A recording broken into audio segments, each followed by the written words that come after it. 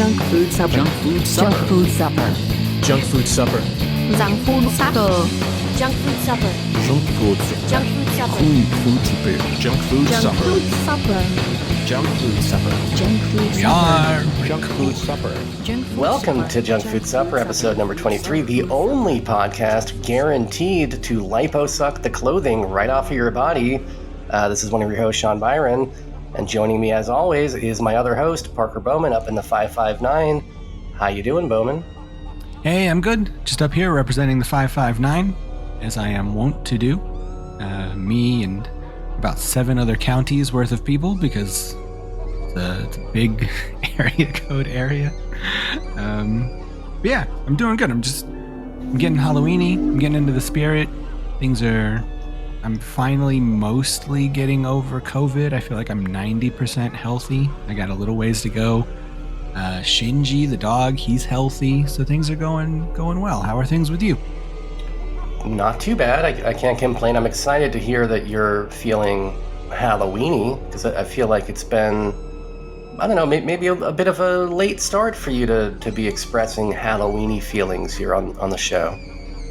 It has, for sure. I mean, I got COVID the last day of September, so that ruined everything. Like, I've gotten to watch a few things. Like, I've been watching some TV shows, some scary TV shows and stuff, but I didn't go to a Spirit Halloween store until just this week.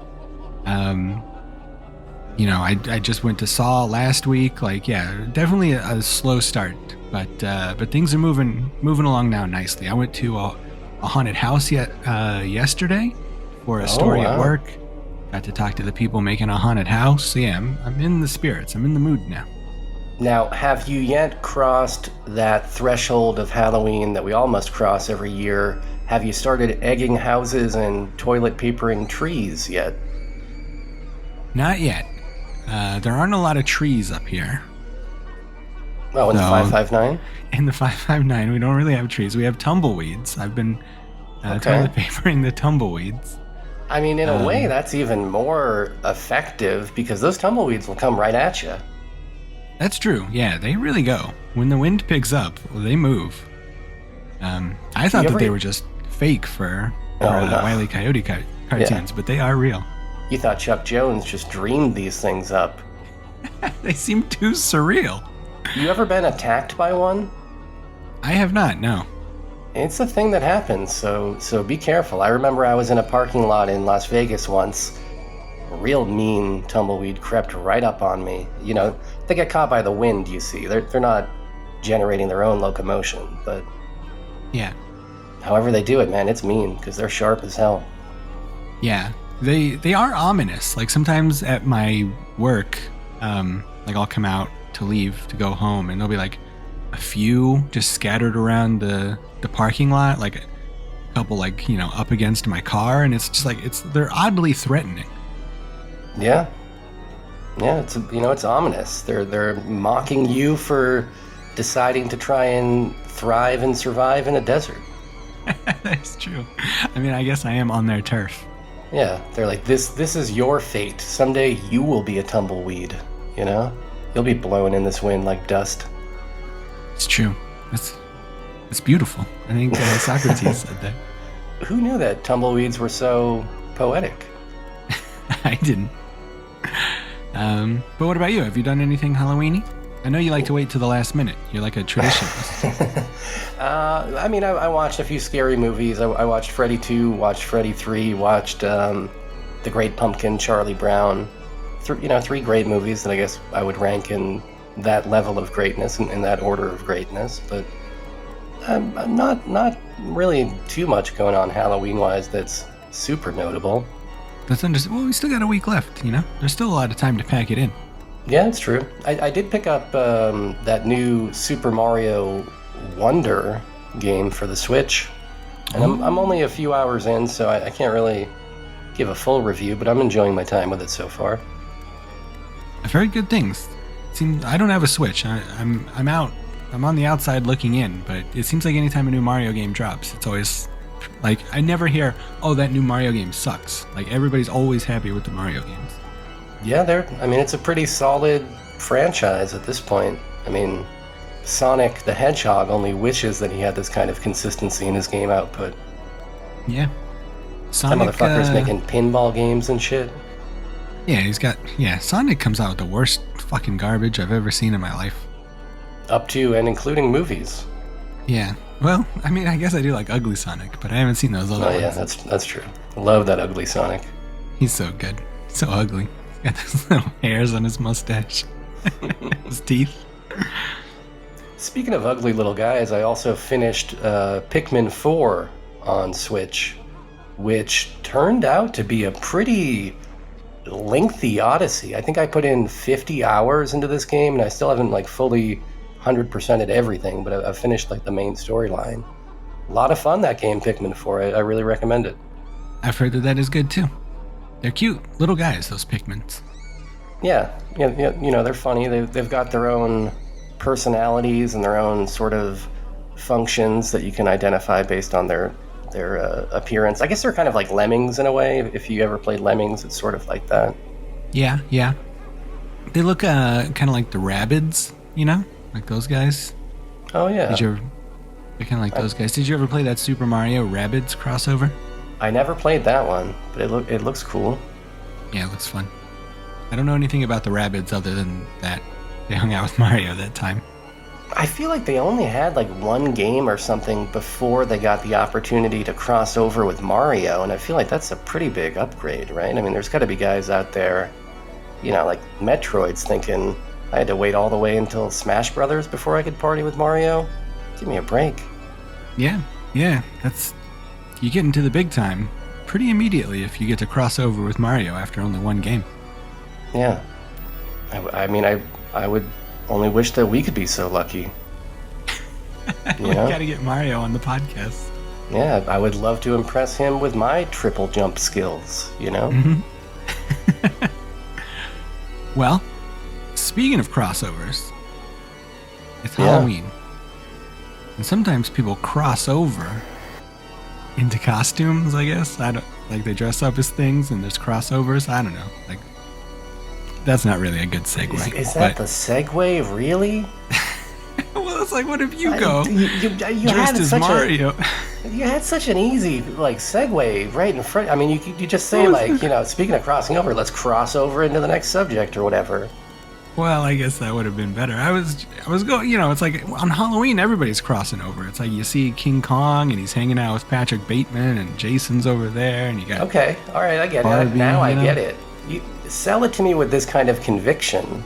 That's what I need out of these transitions. I was not very confident in my segue, and it showed, you know. It really broke down there. But the good news is now we're firmly segued into this segment. Oh, and what a place to be. Segment number 1 on Junk Food Supper. No longer are we in the preamble portion of the show. Firmly in segment number 1, which is that I thought it would be nice to talk about times we've dressed up for Halloween. Just like our top 3 or just, you know, ones that like pop out to us. I'm not much of a dressing up man, as we've talked about before. For 2 reasons.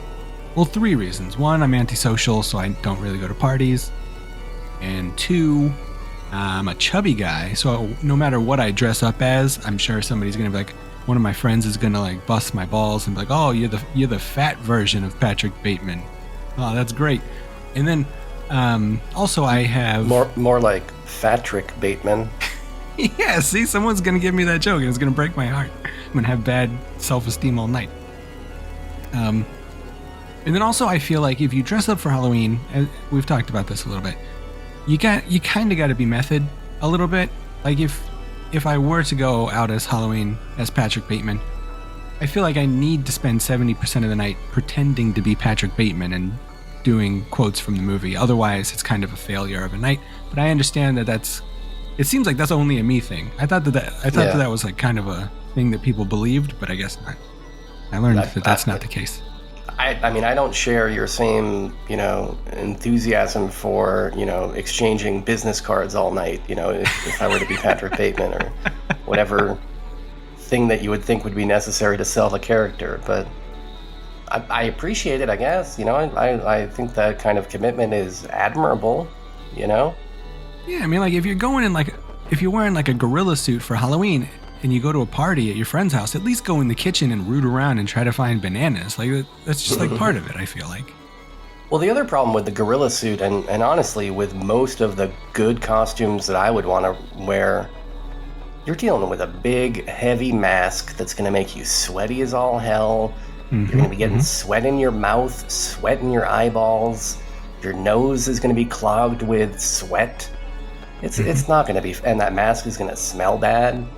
You know what I mean? Oh, yeah. Maybe it makes your face itchy. You might have a mild reaction to latex, you know?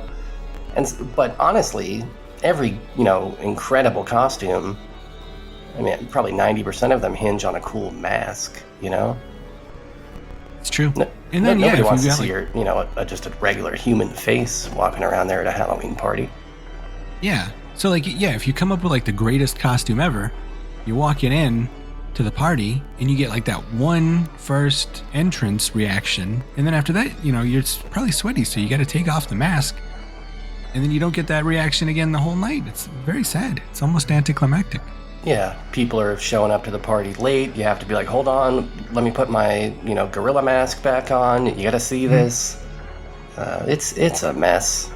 Yeah. Now you're lugging around this big, sweaty hunk of fur, putting it under your armpit all night long. It's getting even more sweaty under there. Yeah, it's a lot of stress. So I've only dressed up a few times in my life, mostly when I was a young kid. So, so I don't know. So maybe I'm an outlier here. Maybe I'm a little abnormal. So I wanted to learn a little bit about your dressing up traditions and history as well. But I'll go first. One of the first things I ever dressed up as, that I got to pick the costume, because, when you're little, usually your mom picks it out, or like you have very limited options, But the first time I remember getting to pick out my costume was in first or second grade, something like that. We went to probably like a pharmacy, because that's where you used to get costumes traditionally for some reason. And I got a hockey mask, and I got a fake machete, and I went as Jason, and I was so psyched. And it was great because, like, as we were trick-or-treating around, like, we would go to a lot of the houses where, like, my friends lived, and for whatever reason, a bunch of my friends weren't trick-or-treating. Like, I remember going specifically to 2 houses where my friends were passing out candy. I don't know why they weren't trick-or-treating. We were all in second grade. It's kind of weird now that I think about it, but I remember being so stoked that I went and did the trick-or-treat thing at my friend's house, and my friends gave me candy, and they didn't know who I was. And, like, like being, like, very incognito. Like, I remember thinking that was, like, the coolest power in the world. Me, like I said, an antisocial, sort of shy introvert, that's the greatest superpower you can give me, is to go, just be invisible. So I really loved it. I felt, like, super cool and powerful wearing this Jason costume. So I loved that. Well, and you cracked the code. You found the one mask that doesn't cause massive amounts of nose sweat to occur. You know what I mean? It's easy and breathable. Yeah, true. Like, your whole top of your head and back of your head are free flowing, getting a lot of air, big air holes in the front of it. Yeah, it's a good mask to wear. Plus, October is hockey season, so you're protecting your face against any errant pucks that might arrive in the street, Yeah, I'm ready to be put in the game if Dante and Randall need me to climb up on the top of the quick stop. I'm ready to go. Yeah, and honestly, you could probably even tussle with a tumbleweed with that thing on and feel pretty confident. True. Do you remember what specifically the Jason mask looked like? Because I remember back in the heyday of our, youth, there were like a number of competing, like, dime store Jason mask, designs out there.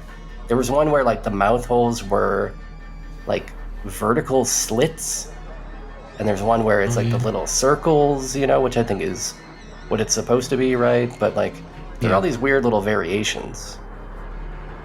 I remember it being, like, very, like, flat and wide. Like, it didn't, like, curve around my head very well. And it was very, like, pale and bright. It may have been glow in the dark, but I I'm not Some of totally them sure. were. But Yeah, for sure. Yeah. Some of them were. yeah, and yeah, it had the holes for the mouth part. I remember that. I don't think it had any like, you know how like Jason's mask has like the red triangles by the Oh, eyes yeah. and stuff. It didn't have anything like that. I think it was all just one color. Yeah, well, I think that's how they avoid being sued. You know, I the moment yeah. you paint a red triangle on there, Johnny Cochran's knocking on your door. That's true. Yeah, that is sad for the Jason folks that they. Well, I mean, I guess not. I mean, I guess they stole it to begin with. But yeah, like that they can't patent their own Halloween costumes necessarily because the whole costume is just a hockey mask. Like anybody can make a hockey mask. I wonder, you know, on that subject about the Scream Halloween costumes. Like, is the original Ghostface guy making money off that, you know, or is New Line making money off of it? I would think if it's got the word Scream on it, New Line's going to make some money. Yeah, I actually just watched something about that on YouTube the other day. Because it was based on an already existing mask, I think it's a collaboration between like New Line or whatever and the original Halloween company that made the original mask. But the person who designed that mask makes nothing, which is a real shame because not only did they create a cool Halloween mask, but they created a mask that has spawned an entire fucking franchise of movies, and they make no money for it. So that's shady practices out there in the world. Well, that's how they get you. Yeah. But what about you? What Halloween costume do you recall? Well, you know, much like you, I don't really dress up as an adult. You know, I think pretty much for the same reasons. You know, on top of being a fat man and not wanting to look fat in a costume, I just don't like being looked at in public. You know what I mean? Like, I'm just generally kind of a shy person. I don't like attention that much. And so, you know, dressing up and requesting that people evaluate my appearance, that's not really in my purview. I mean, I can barely even put on the costume of an adult. You know, like, I don't even wear long pants. You know what I mean? So, like, going, you know, all the way into some character and, you know, inviting criticism, it's not for me. But as a kid, I didn't know any better. And I think the very first thing I ever remember being dressed up as is probably Superman. And I think it was like even like a foot pajama type scenario in my memory. I'm talking like this is probably preschool, or it might have been kindergarten, but somewhere in that range. Going out on Halloween with my Superman foot pajamas, you know, that had those little kind of semi-padded feet that were attached to the pants of it, you know, and I remember the feeling of those on like the asphalt and them getting completely wrecked. And by the time I got home, like all the bottom of the foot had kind of rubbed off, you know. But yeah, I guess I think I always kind of liked Superman. I wouldn't have been reading his comics at that point, so I don't know what my exposure to him would have been. Maybe the Christopher Reeves movie? I'm not sure, but it was mostly probably my parents just saying, hey, here's a costume, little boys dress up as Superman, so here you go. Yeah, I think so, because I remember, like you know, back before Spirit Halloween showed up every year and like gave us a million different great costume choices, like we would go to, like, I mean, I remember specifically for years and years and years, I would either go to what was referred to as a dime store, like before we had dollar stores, where my grandma worked, or we would go to the drugstore next door to where she worked, and those were like, that's where you got your costumes. And I think that was like a fairly typical way to buy costumes when you were little in our age. And probably, I mean, we were probably on like the tail end of it, but like people older than us, probably that was like all they could do. But yeah, I think choices, because these people, you know, weren't Spirit Halloween, like choices were just slim. I remember one time very early on in my life, I went as Bugs Bunny, and I had like the shitty little plastic half mask with like the rubber band, you know, that like really hurt. Oh yeah. And the staples that would break off immediately. Yeah. And it's like, I mean, I guess I liked Bugs Bunny, but not enough to want to dress up as him. But it's like, I mean, it was probably either that or like Little Bo Peep. You know, it's like there's not a lot of options at the time. Raggedy Andy. Yeah, so you probably just didn't have a lot of options. It was either Superman or Raggedy Andy, and you made your choice. Well, I remember that the big thing when we were young was not, I mean, there were masks and stuff like that, and those were the cool costumes that you aspired to, but I feel like most kids just landed with, like, that lame pack of, like, makeup crayons, you know what I mean? Where you could draw on your face, like, with whatever color. It would come with a colorful pack of different colors so you could make, like, a kitty cat face or what have you. I think that was what most people were doing. Yeah, that's true. Yeah, that was big. Yeah, I think, after they got rid of, like, those cool costumes that were just, like, the shitty mask that hurt with, like, the apron, you know, like, from yesteryear, then, I think the next big thing was probably, makeup and stuff. Those costumes that were just a colored trash bag that you would put your child into. Yeah, they, like, barely survived the night. Like, they were so cheap and crappy. Here's a gold trash bag. You're C-3PO now. All right. Mm-hmm. So another time in high school, and this may be the last time I dressed up, actually. In high school, I got the idea to dress as my friend Doobie, because he dressed the same way. One of the brothers? Yeah, one of the brothers, the Doobs. Now, he's my friend Brian, but he got the nickname Doobie because he smokes weed a lot. So it was a very creative nickname. So he always dressed like pretty much the same every day. Like he would wear these big Jenkos, these big black Jenkos, and like a button-up work shirt and suspenders. I think he had like Vans or Airwalks or something. And every single day, same outfit pretty much. Different work shirt, probably, at the very least. And so I wanted to dress up like him. So I borrowed a bunch of his clothes, got some suspenders, and I went as him. And when I saw him in the morning at school, he had the biggest smile on his face, and it warmed my heart so much to see it. And then I remember like in like fifth period or something, I was sitting next to this girl who was like kind of like my friend, but not really, like just friend by proximity because we were in the same class sitting next to each other. And she asked me if for Halloween I was dressed up like a nerd. And that made me sad that she roasted Doobie.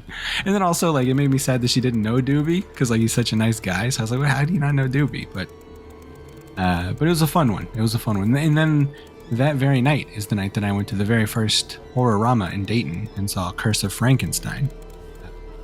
Which I believe Kevin just last weekend went to the most recent Horror-Rama in Dayton. So the tradition still lives on. I don't know if Kevin was dressed as Doobie or not at the time, but maybe.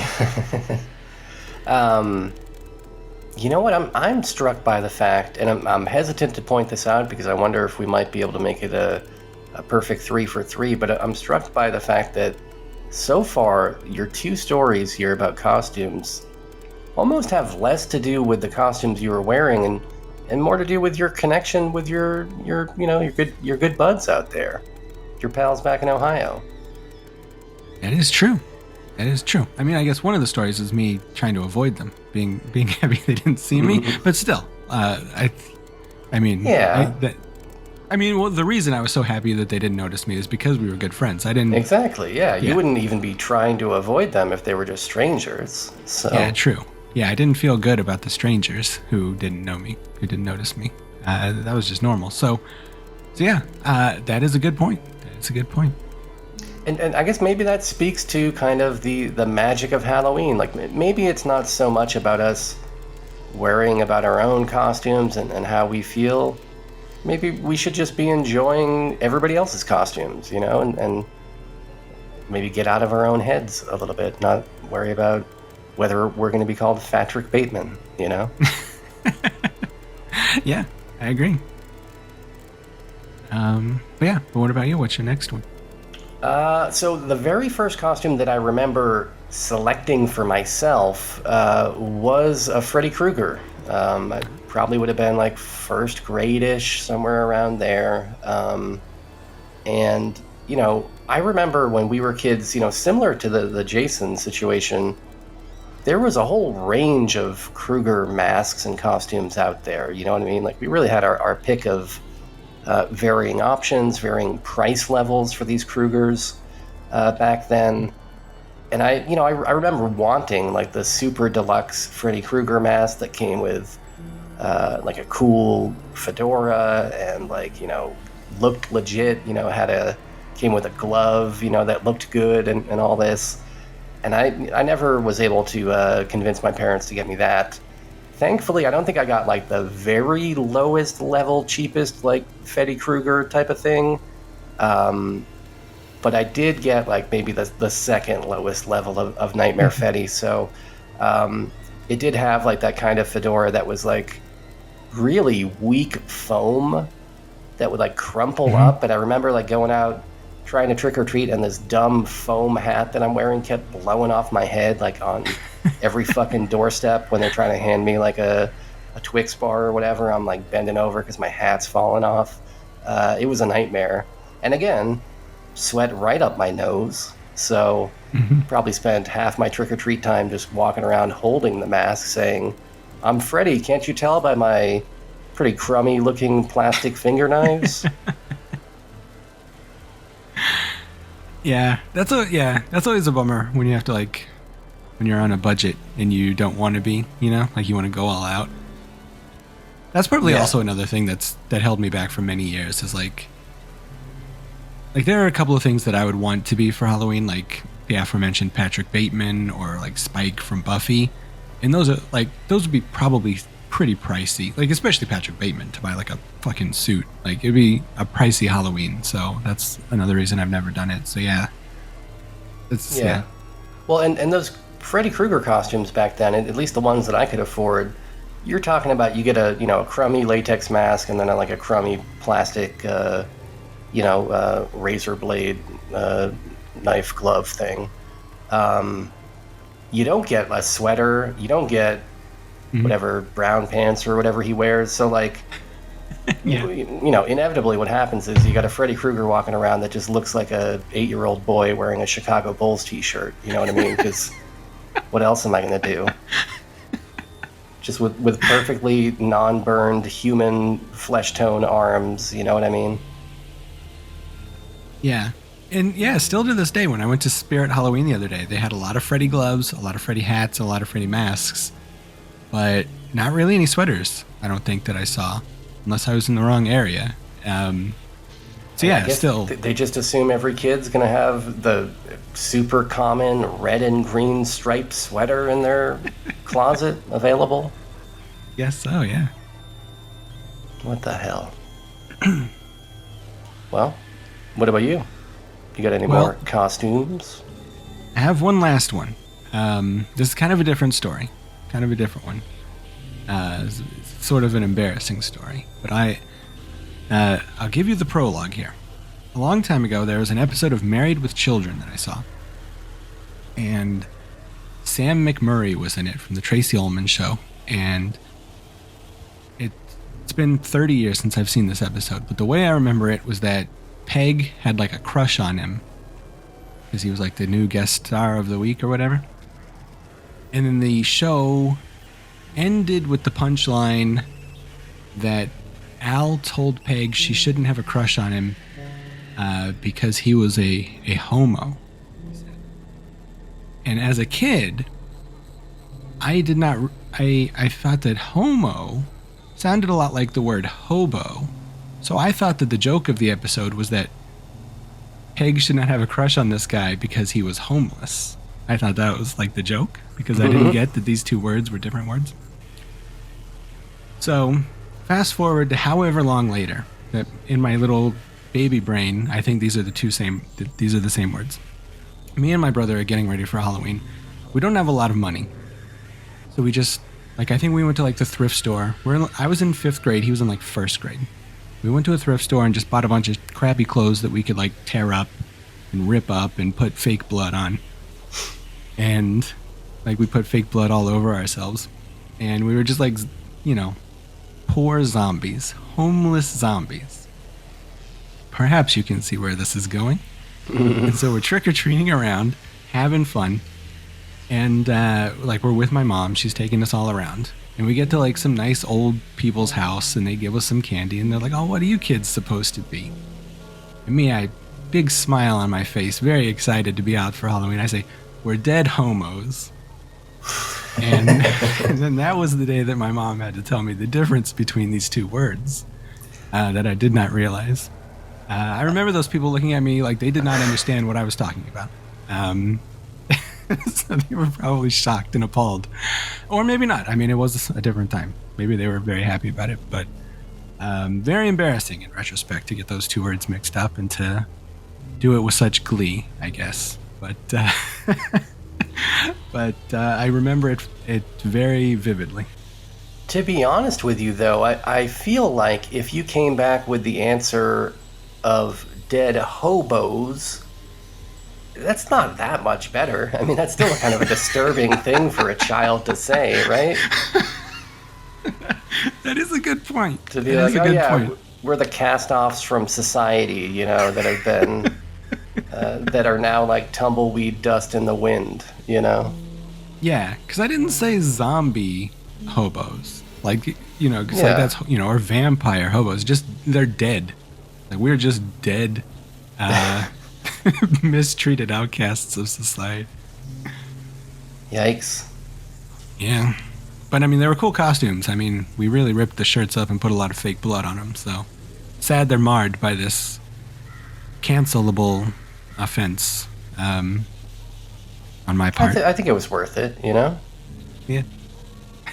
It worked out. I mean, it's a good thing I said that because I learned the difference. I mean, if that wouldn't have happened, I would still be mixing up the two words to this very day. But what about you?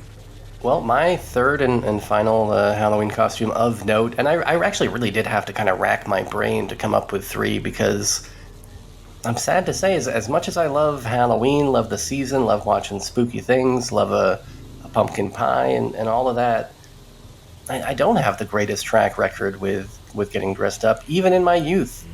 But the one adult costume that I did, participate in was the time that I went to Disneyland dressed up like a giant cockroach. I took one swing at dressing up, as an adult, and I think I, if not hit a home run, at least scored a double or something. Basically, this was about 10 years ago or something, and Disneyland was doing a one-time only special Halloween event where they invited people to dress up in costume.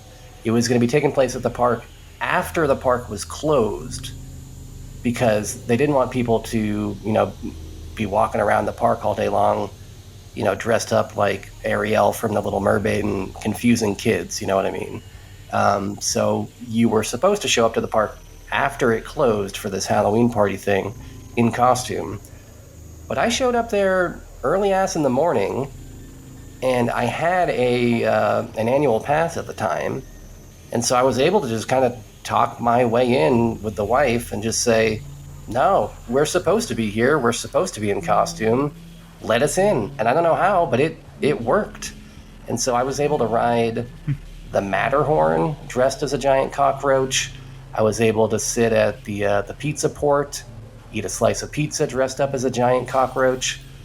Probably every 15 minutes or so, kids would come up to me thinking that I was either like Sebastian the Crab from The Little Mermaid or some other random character.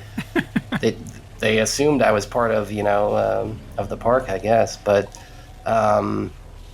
it was fun. And it wasn't easy to ride the Matterhorn. Probably was not safe to have this giant, floppy, giant cockroach costume on. I'm thankful I didn't get decapitated or anything, but it was a memorable time. Yeah. Now that you're saying this, I feel like I've seen that before. I feel like you have pictures of this on Instagram or something. I do, yeah. Yeah, that's one of my treasured photographs is me, and the wife is dressed up as the Red Queen or whatever from Alice in Wonderland, the Queen of Hearts. Mm-hmm. And yeah, It was just a weird, wild thing that we were able to somehow pull off. I like that. That's a good costume. Because, like, that's... Like... I don't... Like, yeah, there's something, like, classic about it, but it's also a little bit weird. You know, something, like, Kafka-esque about walking around like a big, giant cockroach. I think that's a fun costume. It's, like, essentially just, like, a big hoodie, you know? Like, Yeah. Yeah, I still have it, by the way, if you want to borrow it.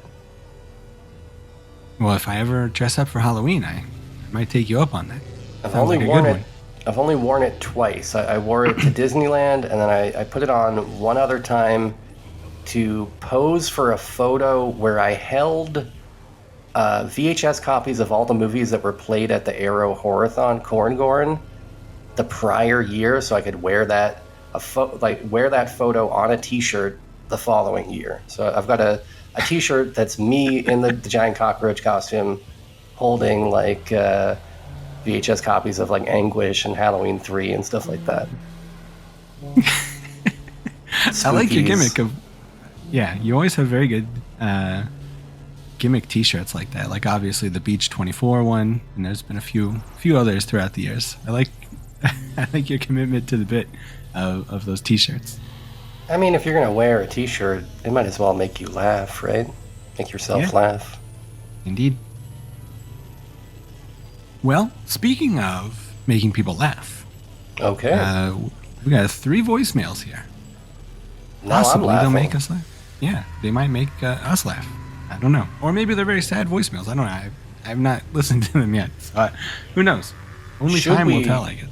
Should we treat these like one of those stand-up comedian make me laugh, college campus challenges, where we'll sit here, we'll try to be as stoic as possible, not even grimace a smile.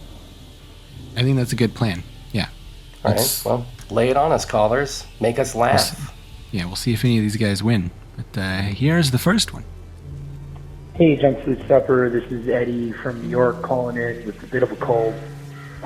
Give my thoughts on Inherent Vice and defending it as a potential cult classic, or at least a cult movie. I certainly love the film. It's probably my favorite Paul Thomas Anderson movie, if not my second behind The Master. It's the one I've rewatched the most, especially over recent years. And I don't know, I really did it, man. I think it's like it's got a lot of similarities to basically like Eyes Wide Shut, but filmed through the lens and with the characters of like a fabulous furry Freak Brothers comic book.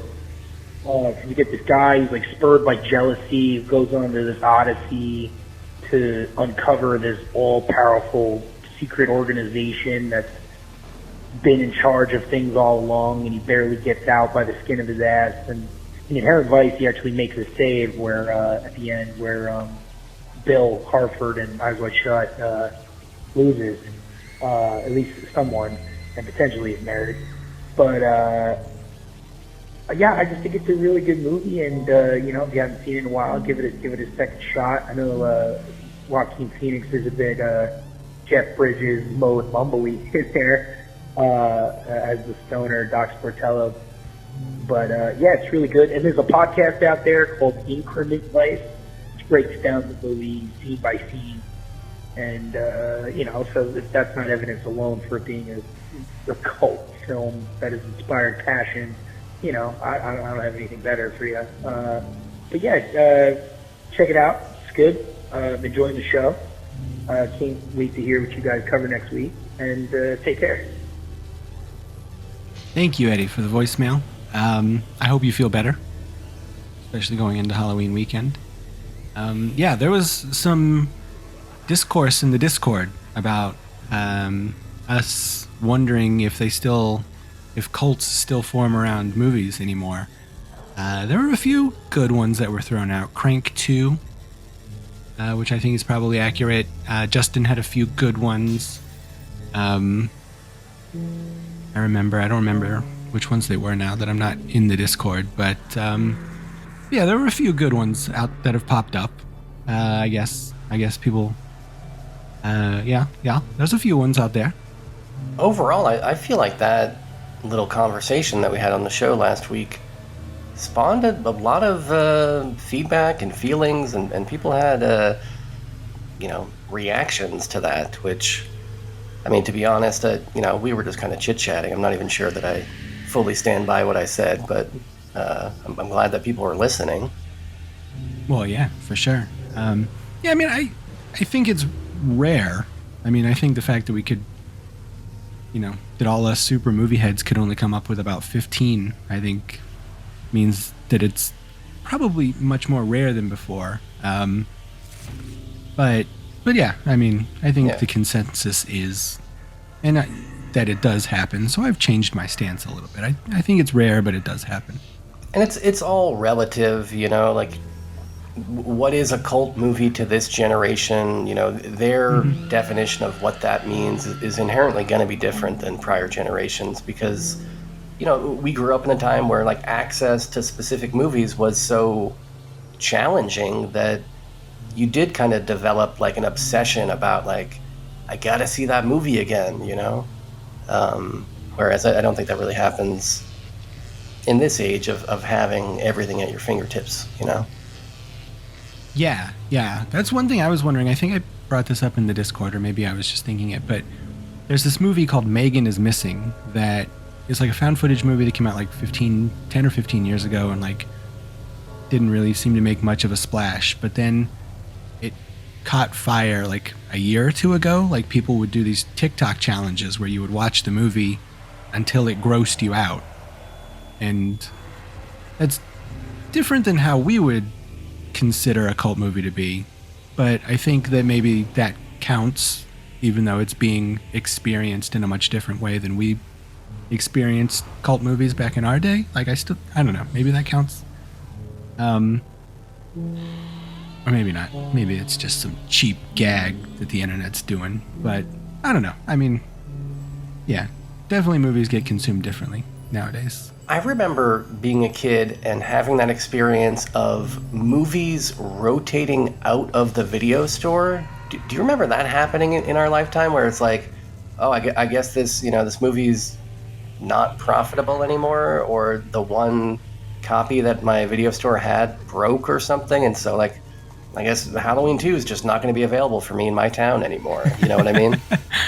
Yeah. I definitely remember that. I think there's something like that. There's some movie I wanted to see forever that had like a cool VHS box, but it was just never there. I think, like, it broke or somebody stole it and they just didn't replace the box on the wall. Which is like, what? Yeah, wild. Like, like if your video store didn't have that movie anymore, it just did not exist.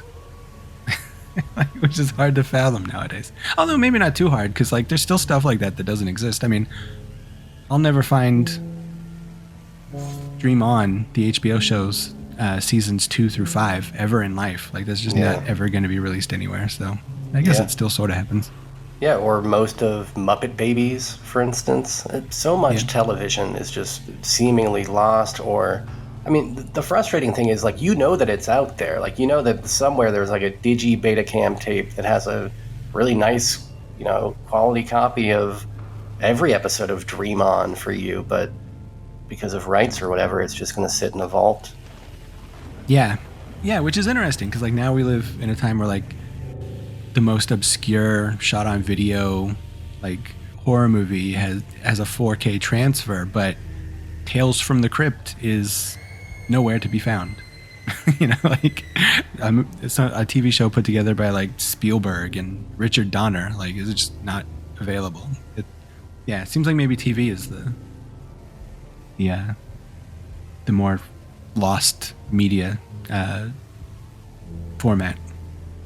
Hopefully there's some, digi Betacam pirates out there who are willing to break into these film vaults and unleash the Muppet Babies for me, Yeah.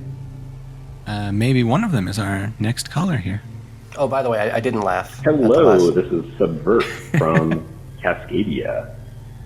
It's been a while, but y'all mentioned Rocket's Red Glare on a previous episode. I don't even remember which movie it was about, but the first time I heard of Rocket's Red Glare was in a movie called Story of a Junkie, directed by Lech Kowalski, who also directed Hey, Is Dee Dee Home?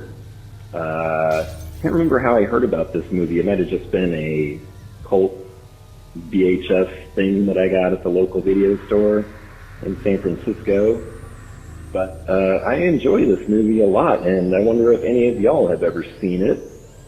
It's about this real-life junkie in New York. The movie's kind of half documentary, half drama. The copy I have is a DVD from Troma.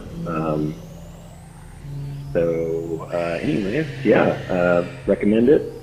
Wonder if y'all have seen it. Thank you for the voicemail. I missed your name because Sean was chatting over it. Oh, I was clarifying a very important point that I'm still stone-faced as always. I've not seen this movie, though I've heard... it seems interesting. It's like a very atypical trauma movie in that it's... part documentary and very... played very straight. So I've always wanted to see it, but no, I have not. Have you seen this movie? I have not. I feel like I maybe remember a trailer for it on like the Tromabilia, Troma trailer VHS tape that I have, but never saw the movie. I wonder when we were talking about Rocket's Red Glare. I think it was a long time ago, like when we did After Hours. I don't recall. So this may be a phone call coming to us from the distant past. It's kind of spooky, right? That is spooky. Now I'm worried that I accidentally just grabbed a voicemail from 3 years ago. Well, which I don't think is the case. At the rate that we've been getting voicemails, I wouldn't mind if maybe you should do that every week, to be honest. Let's hear from the Memphis Maniac again, Yeah, I should just, I'm going to go through and find out what our oldest voicemails are. I'm just going to pull the very Pick out first some one. greatest hits from Kevin Merriman. Mm-hmm. Maybe we'll get a Mike Dick voicemail, Yeah, could be. Yeah. The going through the archives on Google is like hard because you have to like scroll through. It's like not very user friendly, so it'll probably take several months of scrolling to get to the bottom of the list, but I'll find the very first one. We're going to play that. Play your favorite, Listen to them, rate them, rank them, and then, just cut it down to just one. Well, here's another one. Didn't laugh, by the way. Yeah, me neither. Here's the third one. Hey, junk food supper. I think I'm calling on a supper week. I just listened to the episode about vampires, and I think the next one up is Frankenstein General Hospital, which I haven't seen, hadn't even heard of, but I'm excited to listen to the review. Right now, I am watching Flesh for Frankenstein on the Criterion channel. So I'm wondering if any of you guys have seen that. It's sort of like a first run at Rocky Horror Picture Show. I'm actually not sure which one came first, but it's also sort of like a weird spoof of the Curse of Frankenstein movie that you guys did a couple weeks ago. It's like Frankenstein, the Victor von Frankenstein is like explicitly a eugenicist, and it's like weirdly horny. It's produced by Andy Warhol, but it wasn't directed by him, so it's not like just nonsense piece of troll art. It's actually like a real movie. And I can't tell how I feel about it. It would obviously be great with like a large crowd, but I don't know, watching it at home on my laptop, how I feel about it. So I was wondering if you guys have seen it, what your thoughts on it are. Happy spooky season, and keep up the awesome show. Bye. Thank you for the call. You got 2 laughs from us. Yeah, congratulations. I guess we have to pay you now. Yeah. I like the idea of Andy Warhol being a troll artist. I've not seen this movie. I've long wanted to. I think Kevin's a fan of it, if memory serves correctly. Have you seen this? Yeah, I saw it in my 20s, and I remember enjoying Udo Kier in it, but I don't remember a whole lot about it, to be honest with you. I remember it being kind of sleazy and fun. I would love to go back to it. I think there's also an Andy Warhol Dracula movie from like the same time period, mid-70s, that I've never seen. That I would, maybe that would make a good double bill. Maybe I should do that this month. I feel like I still got a few days left. Yeah. That's true. Yeah, I think Andy Warhol directed the Dracula one, maybe, but I might be wrong on that. Well, is it a Dracula movie that is just a 45-minute long blowjob in black and white shaky cam? It might be. It just might be. Okay, well, that sounds like him. Well, I think that wraps it up for these segments. So I guess we'll find out if there's a 45-minute long shaky cam blowjob in the movie we'll be talking about next, which is Frankenstein General Hospital. So stick around for that. I gotta get to the porno store quick. Let's Oh, my Start pretty over. little. I love you. So I stroke it, I pet it, JunkFoodInternet.com is the world's oldest and sexiest website. and massage it. JunkFoodInternet.com is the world's oldest and sexiest website. I get all excited. Yeah, I love it. I love my little naughty pet. You're naughty. The world's oldest and sexiest website is JunkFoodInternet.com. And then I take my naughty pet. The world's oldest and sexiest website is JunkFoodInternet.com. I killed her! Frankenstein General Hospital, an institution committed to providing the finest possible care for its patients. Suction. What happened? The patient kicked the bucket. We know. What have you got to say for yourself? It's not my wig. The administration is meticulous. Seduction, enticement, lust, Yeah. violation, abuse, and debauchery. Punish me, Mummy. The staff is passionate. I love doctors. Only 20. The doctors are dedicated. 25 grand? Yes. Well, I guess I can find another kidney to transplant somewhere. This one hurt a bit. But it is in research that Frankenstein General Hospital excels. Prepare the voltometer. In an isolated black and white laboratory, deep in the bowels of the building toils the brilliant, Give him life! daring, nimble-fingered, And the name is Dr. Bob Frankenstein. Cool. He's alive. He's passing gas! The monster in the basement, where everything's black and white.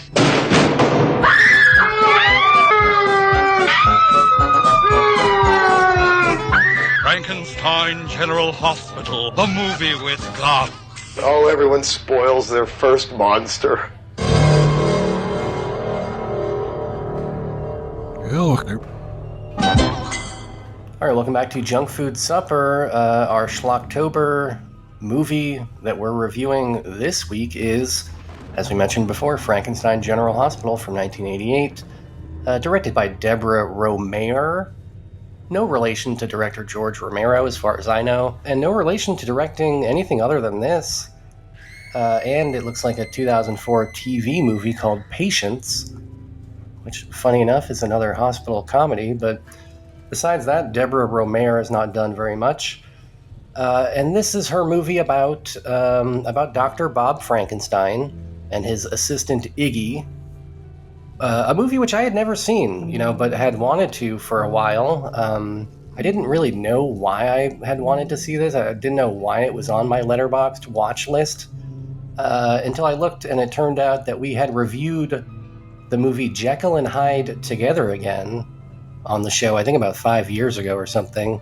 Mm-hmm. And I really liked that. I think I gave it 4 stars on Letterboxd. And, since the star of that movie, this guy Mark Blankfield, made another horror comedy in the 1980s, I thought, hey, I'll probably really like that one too.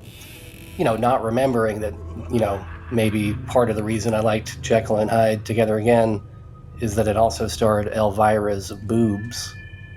But do you remember us reviewing that movie, Jekyll and Hyde Together Again?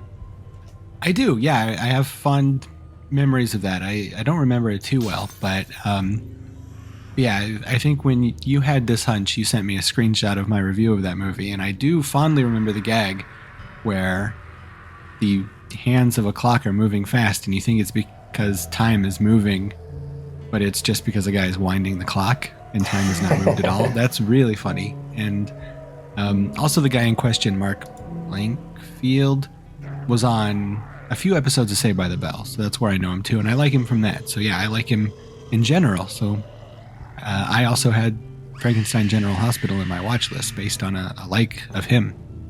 Yeah, he was fun in that movie, and as I recall, it was kind of like a cocaine-themed Dr. Jekyll, which was, kind of fun. Mark Blankfield, if the name is not ringing a bell for our listeners, I guess he's probably best known to our generation as Blinken in Men in Tights. He also played a character named Martin in Dracula Dead and Loving It. But he also did some other stuff, like this Young Frankenstein ripoff. So I guess that Mel Brooks is a good sport for hiring Mark Blankfield after he shamelessly ripped off Young Frankenstein years before. But he's been around. I guess maybe for slightly older folks, you might remember him as one of the performers on Fridays, which is why when you Google Mark Blankfield, sometimes you get a cool photo of him hanging out with Andy Kaufman backstage, because he was there for that fateful episode. Anyhow, the plot of... that makes sense. He seems like that kind of guy, like that sort of comedian that would have been on like sketch comedy in the early 80s. Yeah, he's got that feel to him. He was hanging out with Michael Richards and Larry David and all those guys, and he didn't make it as big as everybody else around him, but yeah, I've always found him kind of charming. Anyhow, the plot of this movie concerns, as we mentioned, Mark Blankfield playing a character named Bob Frankenstein, who is a descendant of the Mad Doctor at some hospital somewhere in modern day. He's using an assumed name so that none of the hospital staff know that he's, a Frankenstein. And it provides kind of the perfect cover for his mad science experiments, which he conducts in the mad science lab basement of the hospital. A room which, by the way, in the movie is always in black and white. And the characters even comment on it when they go down to the basement. They're like, oh, it's black and white down here, which I think is a funny little touch that I enjoyed. Yeah, I like that part. But basically, throughout the movie, he's putting together his Frankenstein, together with his assistant Iggy, played by Leslie Jordan, and hoping all along that the bigwigs and the other doctors at the hospital and stuff don't find out what he's up to. And that's it, I think. I think that's like 99% of the plot of this movie. There's really not very much plot here. It's kind of just a bunch of silly gags, poking fun at old horror movies and poking fun at things like General Hospital. It's kind of got like a Hollywood mortuary vibe in terms of its, gentle poking of fun at, classic monster movies. Definitely on a higher budget than that movie, but not too high. This is a pretty low budget comedy. But sadly, most of this movie I found to be pretty lazy. I think, to interrupt real quick, to go back to that, I definitely think this movie has a lower budget than Hollywood Mortuary. Like, in that movie, they went outside a couple of times. Yeah, that's fair. This is a low budget comedy. It's certainly not at the level of Jekyll and Hyde Together Again, a movie that almost nobody has ever heard of. So set your expectations accordingly if you do choose to watch this. But, besides the cheapness, effort on a script, writing a joke doesn't cost any money. Mm-hmm. And I still felt like they kind of missed the mark there. Like, there's a comedy scene in this, that takes place in an operating room, where doctors are operating on some patient. And, what I learned this week while watching this movie is that if you set your comedy scene in an operating room with all the doctors wearing, surgical masks, you don't actually have to have them, perform any jokes. You could write the jokes later and just dub them in.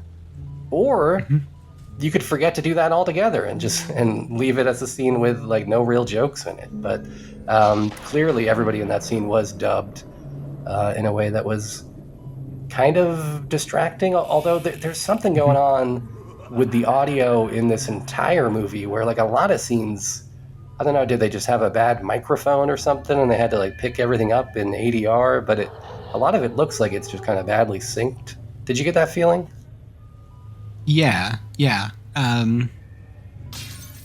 think maybe it was on purpose. I mean, I think maybe I don't know. The syncing wasn't so bad, but or so bad that this was the case, although it feels like this was the case. Like, it just sort of feels like they wanted to ADR in stuff as much as possible because they just didn't, like you said, they didn't have the jokes in the script at the time, so they wanted to add stuff in post. So, yeah, it felt like, I mean, certainly the scenes, like you said, where people are wearing the masks, but even in normal scenes, like, it just felt like, yeah, something was off. Like, they were trying to add as many jokes as they could in the editing room.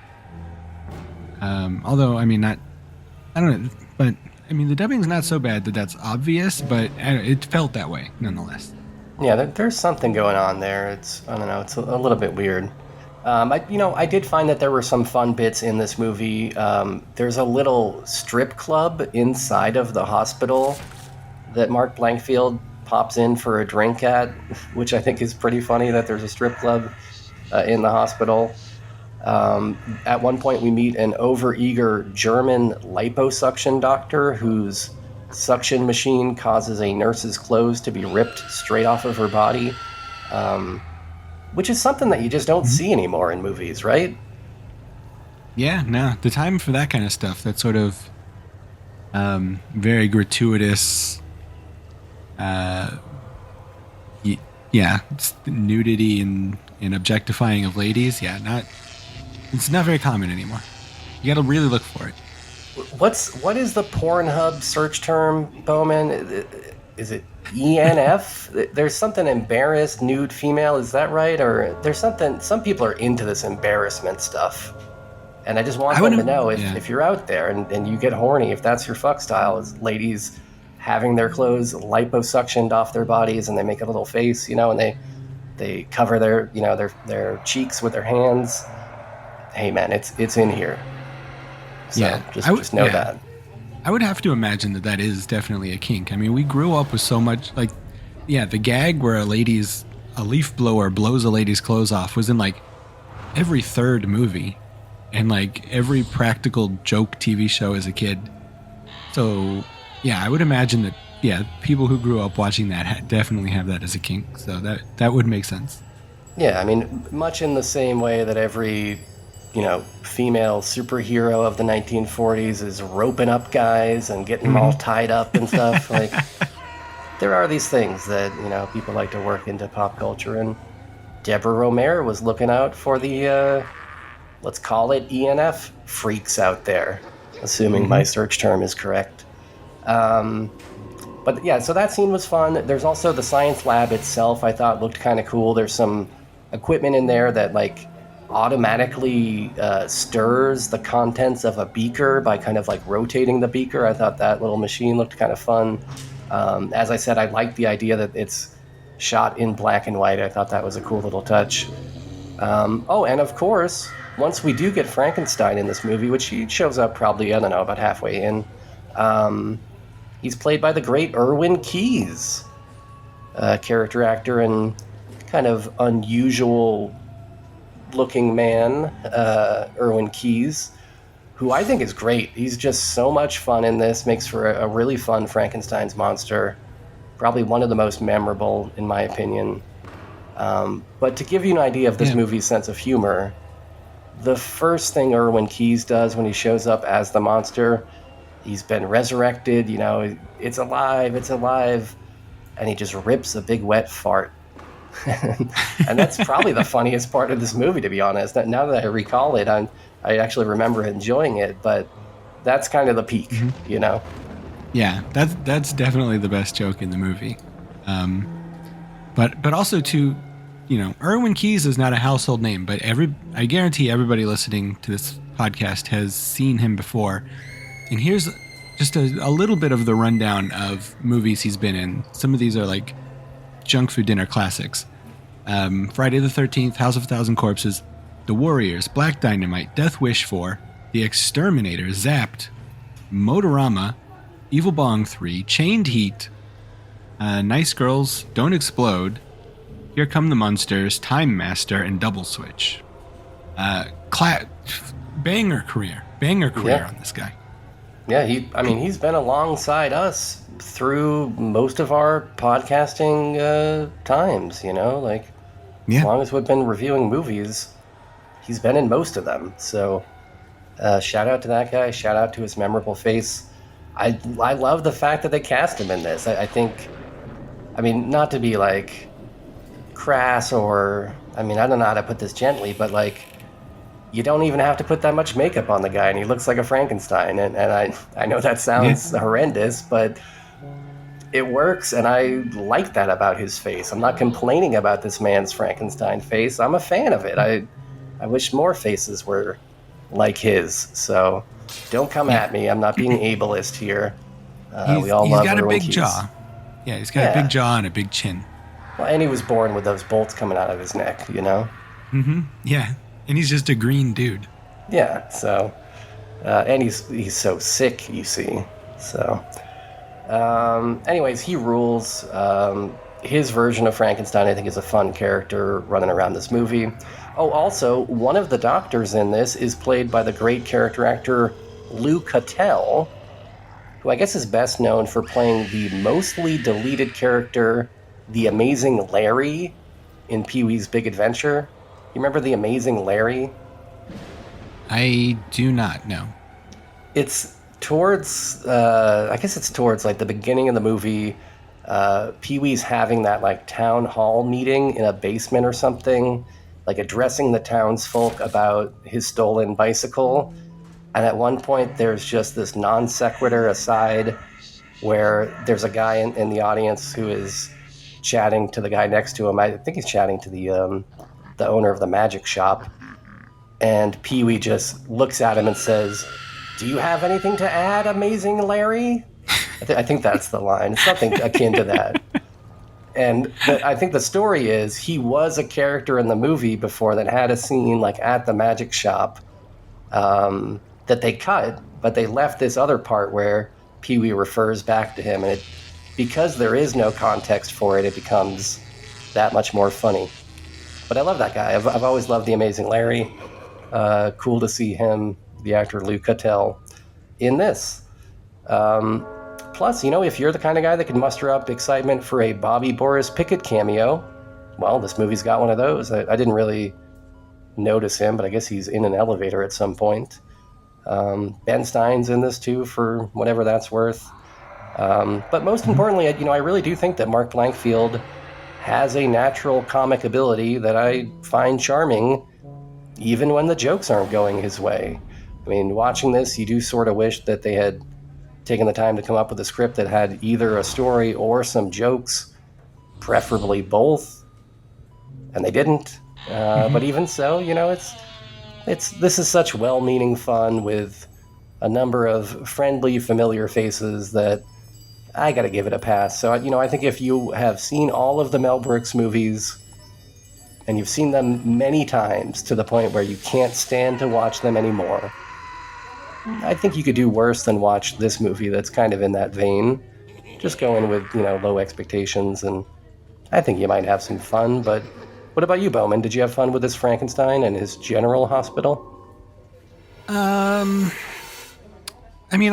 wanted to.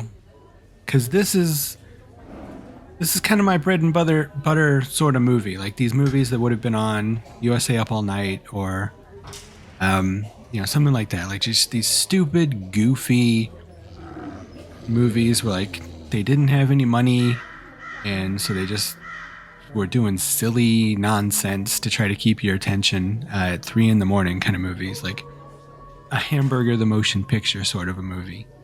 A Meatballs 4 sort of a movie. So I'm always rooting for those kind of movies, which this definitely is. And it's got the Frankenstein thing, which is always fun. You throw a little horror elements into something like that. That's fun. But it's, I mean, you know, at the end of the day here, we've got a comedy movie with no comedy in it. And that's disheartening. There were a couple of little times I chuckled. Frankenstein farting is funny. They do a gag early on where like two orderlies or EMTs are like carrying a guy on a stretcher, but they see a hot lady, so they drop the guy on accident, you know, because they're preoccupied looking at a hot lady. I'm always on board for those kind of jokes. But outside of that, yeah, like it's not even like that this movie's unfunny. It's like this movie doesn't even try to be funny. Like there's not even really like a lot of jokes or gags. Most of what happens is that people just kind of like yell. Like that's like the funny part is like just like people kind of yelling and overacting and being hammy, and despite the fact that they're not really like, you know, it's not, there's very rarely is there like a setup and a joke in this movie.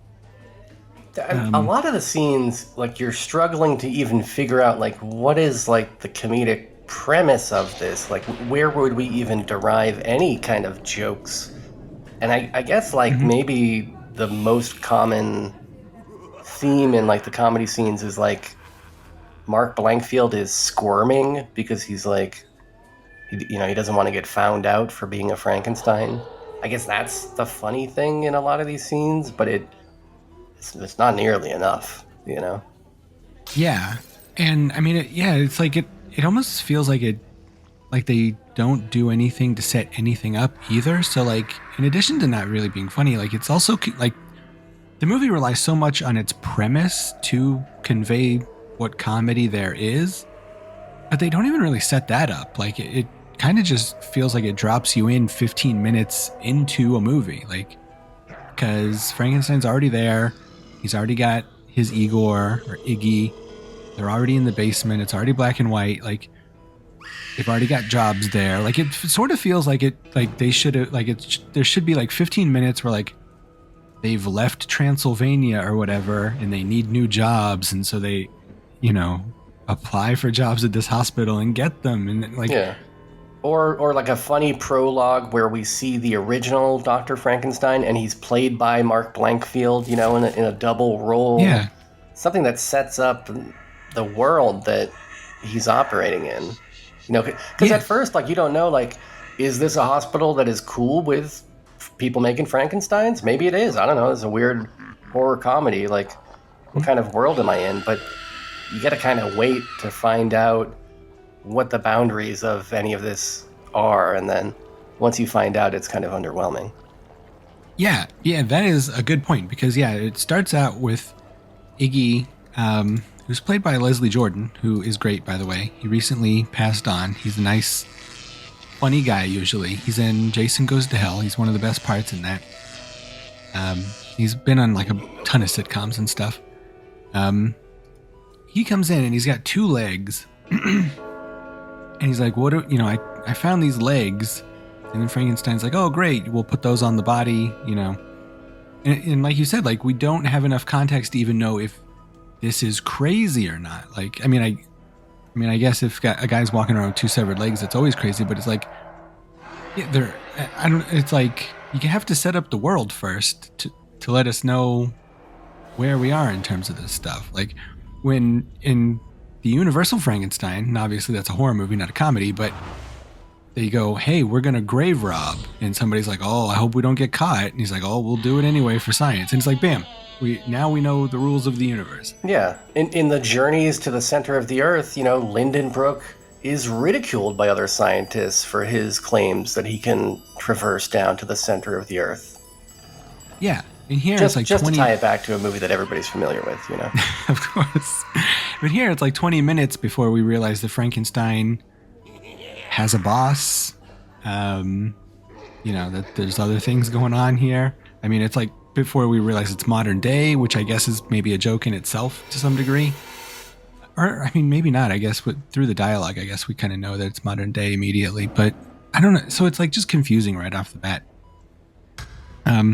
Although the 2 legs are from a runner who was participating in the Boston Marathon. Yeah, which is ahead of its time. Yeah, it definitely takes on a different feel now. That joke. A guy you missed when talking about the cast is Mark DiCarlo.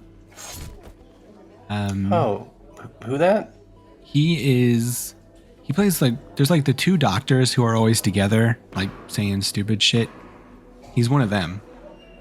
And he was the host of Studs back in the olden days. Do you remember the dating game show Studs?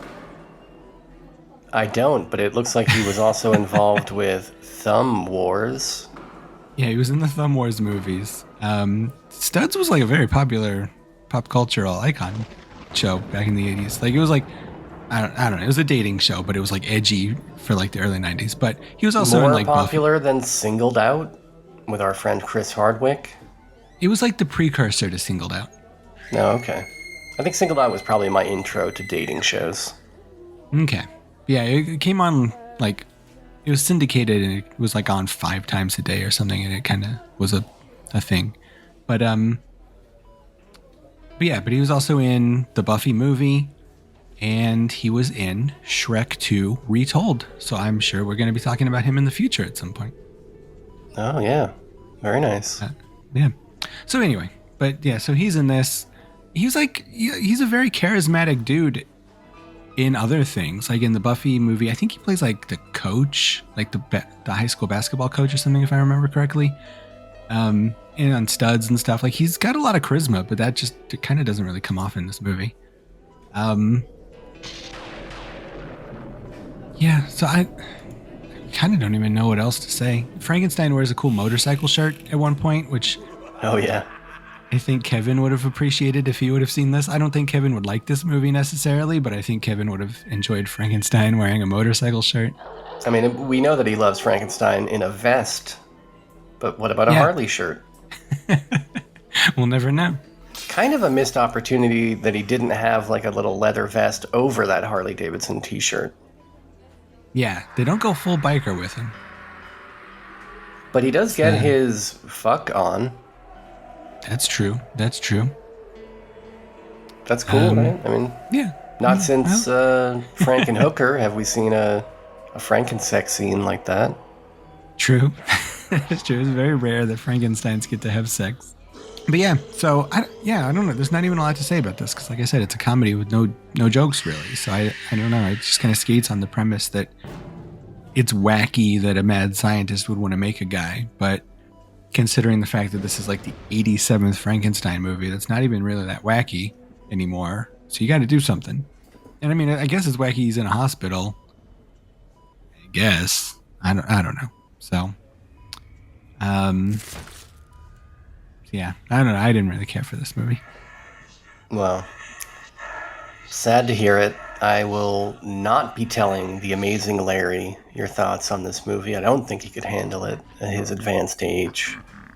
I'm not shocked, though. I mean, you're spot on. This is not a funny movie. It should be funny. I like the premise, like a mashup between General Hospital and a Frankenstein. Sure, that's fun. I agree. Could have maybe used one more pass on that script or something. I don't know. Should have called in Patton Oswalt to do some punch-up, I guess. Yeah. Or anybody. Just anybody at all to add just any amount of jokes. I don't know. It just really feels like they didn't try. They just had this premise and they're like, all right, fuck it. Let's do it. And then, I mean, it also doesn't help that it's there are scenes that take place in the basement, the black and white basement, which I think is a funny conceit that it's black and white. And then there are other scenes that happen in the head guy's office.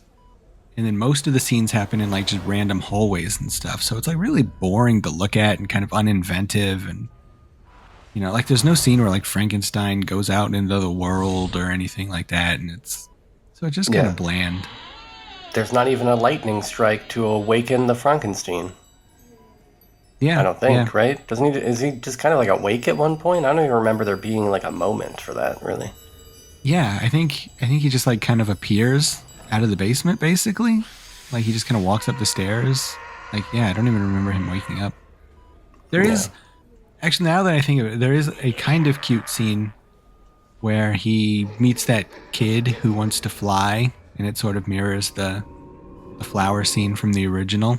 Oh yeah, and that was kind of funny. I like that. Yeah.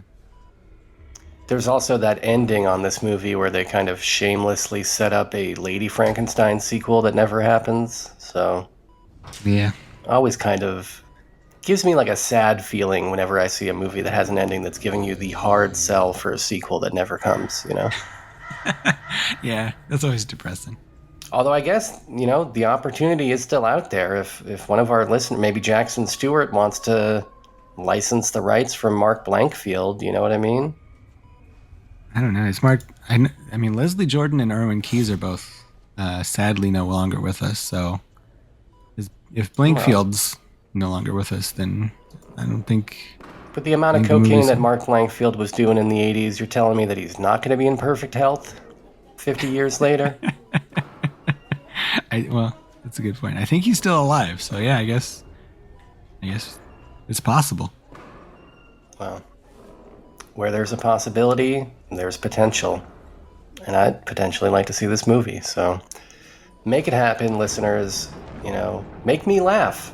That's your challenge, as it's always been on this show, this is the show where listeners get a chance to make me laugh. And I hope you succeed. If you are looking to watch this movie, it is on Tubi right now, which is how I watched it. And the pixels were pretty good on Tubi for this. Like, it's a reasonably good-looking copy. I don't know, like DVD quality or something, but not bad at all. It does have commercials, you know, it being on Tubi. And there is one scene in this, in the movie, not in the commercials. There's a scene where there's a bunch of piss flooding down a hallway of the hospital. And right in the middle of that scene, no joke, it was interrupted by an Applebee's commercial for a bright yellow margarita with the slogan, "Thank you, America." And it was like a really short, like 5-second stinger kind of ad. And it kind of looked like it belonged in the scene. It was really funny the way that made for like a surprisingly smooth transition. So I don't know, is that a sign that the automated ad placement out there is now becoming sentient and understanding humor, and they're injecting ads into my media in a way where they're trying to make me laugh as if they were listeners of this show? Maybe, I don't know, but I hope so. I did enjoy that. I think, you know, if there is nothing else on Frankenstein General Hospital, and I don't see how there could be, I think we've reached the point of the show where we make a stunning reveal as to what we might be talking about next week or in 2 weeks. Indeed so. And I've got a little song to go with it here. It's time for the percolator. It's time for the percolator. It's time for the percolator. That doesn't really go with this, I guess. I just wanted to play it. But I have a movie that I hopefully will make you laugh. It is a comedy. Sort of. It's a strange comedy, but a comedy nonetheless. I don't think you've ever seen it. It's keeping with tradition. I've been giving you banger-ass director after banger-ass director the last few weeks, and so I'm giving you another one of the best directors of all time. And we're going to talk about Brian De Palma's Hi Mom from 1970, one of his very first movies. It stars Robert De Niro, Paul Bartel, and Garrett Graham. 3 Junk Food Dinner Hall of Famers, no doubt. Oh, I don't think I have seen Hi Mom. I've seen the one with Orson Welles. What was that one? That's How to Train Your Rabbit. Yeah, that's right. I don't think I have seen Hi Mom. Okay. I think there's a pretty crazy climax to it, so I think you would remember it if you'd seen it. That, and it's also like one of De Niro's first things, and he's pretty memorable in general. So I mean, I didn't check your letterbox. I definitely never seen this. Yeah. Okay, it's pretty wild movie. It's on Tubi. Looks like it's only on Tubi. It looks like that's the only place to get it. I remember I first saw this like 7 or 8 years ago when I was falling in love with De Palma, and I had to watch like a shitty YouTube VHS rip or something. So at least it's on Tubi. But I think actually a Blu-ray just came out, so there's pixels out there in general. But Amazon's got it on used VHS for $2.97. So I think our listeners can figure it out. Yeah, everybody buy those VHSs so you can watch along. And so that you can drive up the price. You know? Yeah. If you guys all collude and drive up the price of Hi Mom on VHS, you could really corner the market, you know? Mm-hmm. True. So that's next week's movie. I'm excited. I would love to cross off any De Palmas, any, John Carpenters, any of the big name directors that I like. I always feel a tinge of embarrassment about having not seen everything that they've ever done. Well, I'll help you fill those gaps. I'm helping you. We did Linklater, we did Michael Mann. I'm helping you fill in your gaps with all the classic directors. So, this is a very underseen De Palma. So there's no need to feel shame for not seeing this one. It was hard to get for a long time. Yeah. Well, I thank you for picking it, and honestly, I also gotta thank those folks over at the Discord for participating in your little game that you played over there, where you polled people for what director.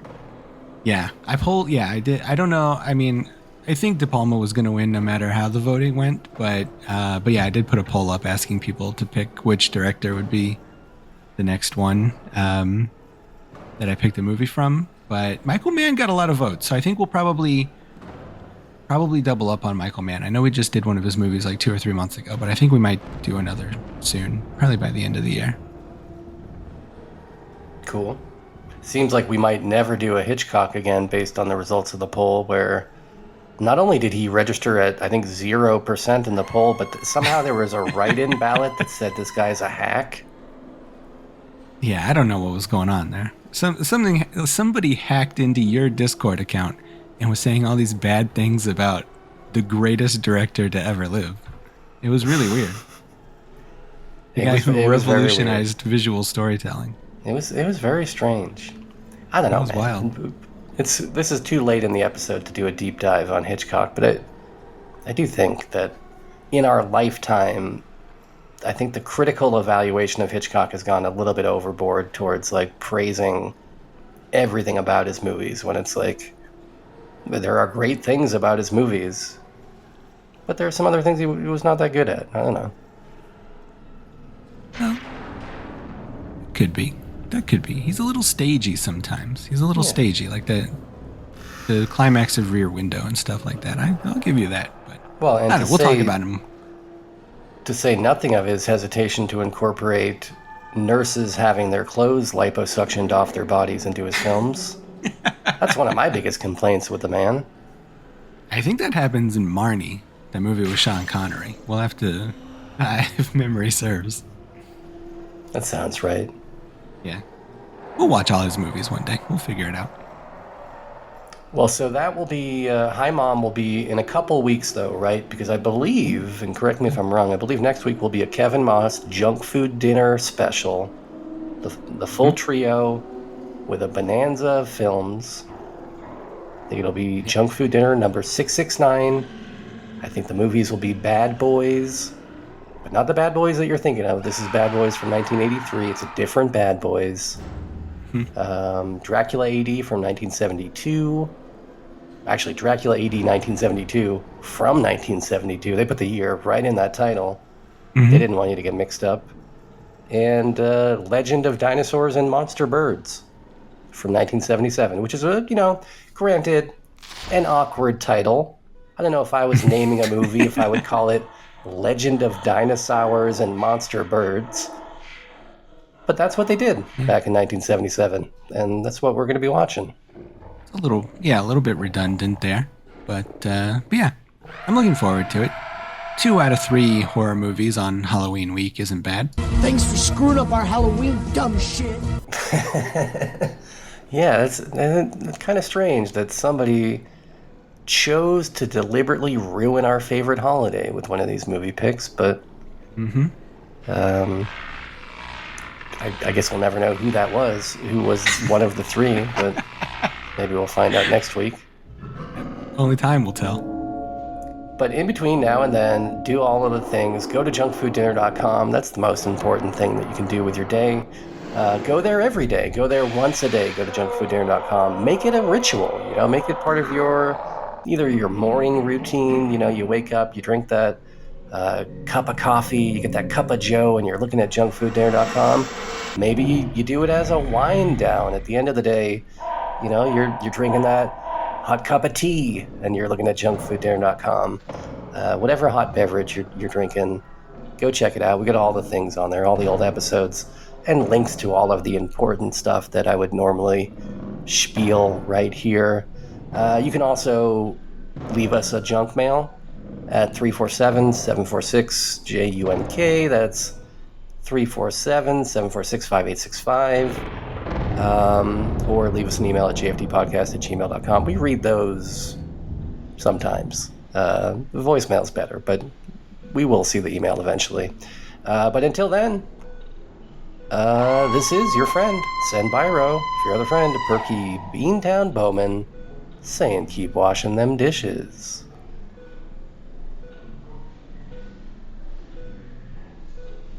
You can't just assign vampirism to anything you don't understand.